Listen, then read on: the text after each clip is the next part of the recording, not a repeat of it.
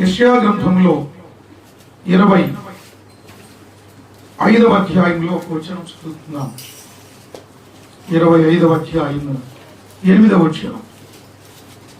యెషయా గ్రంథము 25వ అధ్యాయము 8వ వచనము. మరెన్నడును ఉండకుండా మరణమును ఆయన మృంగి వేయను. ఈ మాట మరలా ఒకసారి నేను చదువుతాను, మీరందరూ చెప్పండి నాతో. మరెన్నడూనూ ఉండకుండా మరణమును ఆయన మృంగివేయును. ప్రభువైన యెహోవా ప్రతివాని ముఖము మీద బాష్ప బిందువులను తుడిచివేయును. భూమి మీద నుండి తన జనుల నిందను తీసివేయును. ఇలాగున జరుగునని యెహోవా సెలవిచ్చి ఉన్నాడు. ఈ మాటలను మన కొరకే దేవుడు దీవించునుగాక. ఒకసారి చూడండి, వినండి. యెషయా గ్రంథము 25:8 వచనం. 25:8 వచనం. చిన్న ప్రార్థన చేసుకున్నాం. పరిశుద్ధ తండ్రి, యేసు క్రీస్తు నామమున స్తోత్రాలు. చదవబడిన వాక్యమును మీ పిల్లలమైన మాతో మాట్లాడి మహిమ పొందమని, మహిమ పొందండి. యేసు క్రీస్తు నామమున ప్రార్థన చేయుచున్నాము పరలోక తండ్రి, ఆమేన్. ప్రియ దేవుని బిడ్డలారా, గ్రహించండి. క్రొత్త నిబంధనలో మనం చదువుకోవాలి, పాత నిబంధనలో చదువుకోవాలి. యెషయా ప్రవక్త చెప్తున్నాడు, మరి ఎన్నడూ ఉండకుండా. ఇది ప్రవచనం. పాత నిబంధనలో చెప్పబడిన వాక్యం ఎలాంటిదంటే యేసుక్రీస్తుని గురించినటువంటి ప్రవచనం ఇది. ఎవరు గురించిన ప్రవచనం ఇది?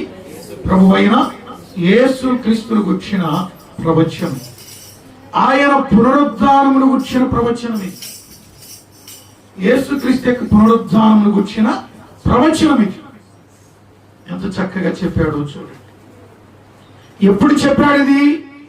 యేసుక్రీస్తు ప్రభువారి లోకములో పుట్టక మునిపే, క్రీస్తుకు పూర్వం 750 సంవత్సరాల క్రితం, ఇంచుమించుగా క్రీస్తుకు పూర్వం 750 సంవత్సరాల క్రితం ఇంచుమించుగా అప్పుడే యేసుక్రీస్తుని గురించి, ఆయన పునరుద్ధానమును గురించి ప్రవచనం యెషయా ప్రవక్త ప్రవచనం చెప్పాడు. అంటే యేసుక్రీస్తు ప్రభువారి లోకములో పుట్టక మునిపే ఆయన పుడతాడు అనే ప్రవచనం చెప్పబడింది. ఆయన జీవిస్తాడు అనే ప్రవచనం చెప్పబడింది. ఆయన మరణిస్తాడు అనే ప్రవచనం చెప్పబడింది. ఆయన 3వ రోజు తిరిగి లేపబడతాడు పునరుద్ధానుడుగా అనేటువంటి ప్రవచనం. ప్రవచనం అంటే జరగబోయేదాన్ని ముందుగా చెప్పారు. ముందుగానే దేవుడు రాయించాడు, తన గురించి రాయించాడు. చూడండి, దేశ చరిత్రలో, ప్రపంచ చరిత్రలో ఇంకెవరి గురించి అయినా ఇలాగ రాయబడి ఉన్నదా? ఒకసారి మీరు ఆలోచన చేయండి, ప్రశ్నించుకోండి. ఈ విధముగా ఆయన పుట్టుకల గురించి, ఆయన జీవితం గురించి, ఆయన మరణం గురించి, ఆయన పునరుద్ధానం గురించి దేశ చరిత్రలో, ప్రపంచ చరిత్రలో ఏ హిస్టరీలో అయినా, ఏ ప్రవచనాలలో అయినా, ఏ లేఖనాలలోనైనా, ఏ ధర్మశాస్త్రంలోనైనా, ఏ గ్రంథములైనా ఇంకెవరి గురించి అయినా ఇలాగ రాయబడి ఉన్నదంటే లేదు కూడా. ఒకే ఒక్కడి గురించి రాయబడింది. ఆ ఒక్కడే ప్రభు అయిన యేసుక్రీస్తు. ఆయన గురించి ఏం చెప్పబడిందంటే మరెన్నడూనూ ఉండకుండా మరణమును ఆయన మృంగివేయును అన్నాడా? మృంగివేసెను అన్నాడు. మృంగివేయును. ఇక్కడ మీకు చెప్తాను చూడండి. మీరు భోజనం చేయమన్నారు, అన్నం తినమన్నారు. నేనేమన్నానంటే తిన్నాను అంటే ఏమిటి అర్థము? అయిపోయింది, తింటాం అయిపోయింది. లేక తింటాను అంటే ఇంకా తింటాను కొద్ది టైం తర్వాత, లేకుంటే ఇంకా కొద్ది టైం తర్వాత అయినా ఇంతకి తింటాను అంతే. జరగబోతుంది, జరగదు. తిన్నానంటే జరిగిపోయింది. తింటాను అనేది జరగబోతుంది కదా, అవునా కదా? ఇంతక మరి ఎన్నడూ ఉండకుండా ఆయన మరణమును మృంగివేయును. అంటే ఇంకా ఆయన మృంగివేయల, మరణమును ఆయన ఇంకా జయించాల. యెషయా ప్రవక్త చెప్పే టయానికి, ప్రవచనం చెప్పే టయానికి, అంటే క్రీస్తుకు పూర్వం 750 సంవత్సరాల క్రితం ఈ ప్రవచనం చెప్పబడింది. అప్పటికి యేసుక్రీస్తు ఇంకా పుట్టలా, ఇంకా జీవించాలా, ఇంకా మరణించాలా, ఇంకా తిరిగి లేపబడాలా. అయినా చెప్పబడిందంటే ఆయన ఎంత గొప్పవాడో చూడండి. ఆయన మరణమును మృంగివేయును ప్రవచనం చెప్పబడి, ప్రతివాడి ముఖము మీద బాష్ప బిందువులను తుడిచి వేయును. తుడిచి వేయను అన్నాడా? తుడిచి వేసాను అన్నాడు. తుడిచి వేయును. చూడండి ఎంత బాగుంది.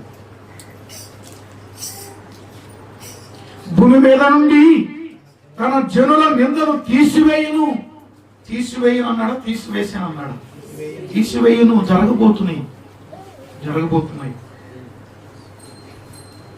ఇలాగున జరుగునని, అదిగో చాలా క్లియర్ కట్ గా చెప్పాడు. చూడండి, చదువు తమ్ముడు ఆ మాట. ఇలాగున జరుగునని, జరిగిననే లేక జరుగుననే, అది ఫ్యూచర్. ఇలాగు జరుగునని యెహోవా సెలవిచ్చుచున్నాడు. జరగబోతుంది అని యెహోవా సెలవిచ్చుచున్నాడు. అద్భుతంగా ఉంది ఈ మాట, చాలా చాలా అద్భుతంగా ఉంది. మరి జరుగును అనే మాట చెప్పాడు. మరి జరిగినదా? జరిగినది. జరుగును అనే మాట చెప్పినప్పుడు అది జరిగిందా లేదో చూద్దాం ఒకసారి. చూడండి, ఎక్కడ చదువుకుందామంటే ఒక మంచి విషయం మత్తయి సువార్తలో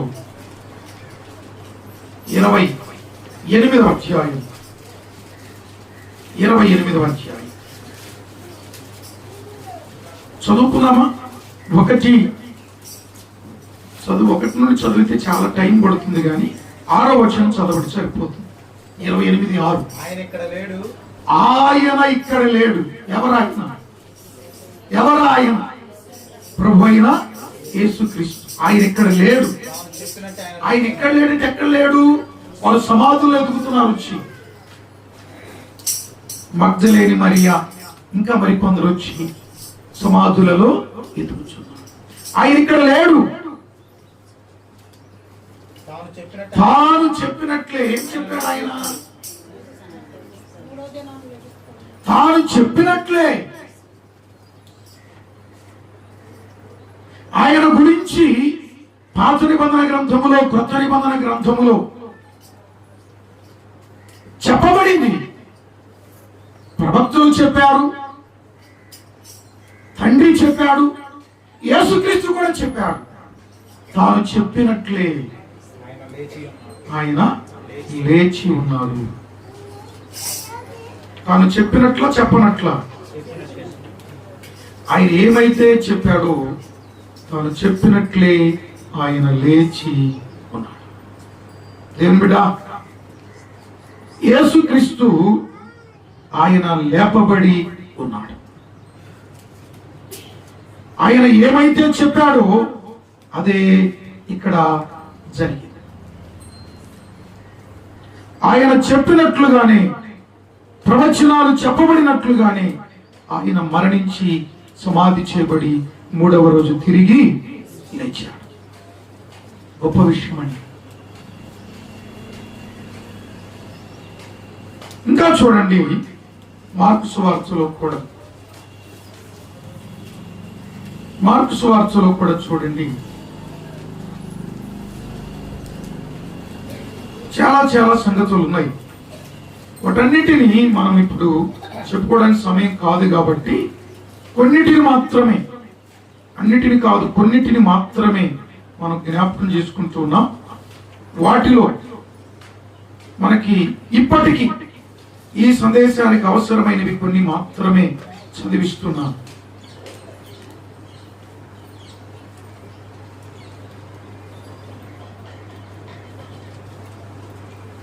24వ అధ్యాయం 24 అధ్యాయము 6వ వచనం.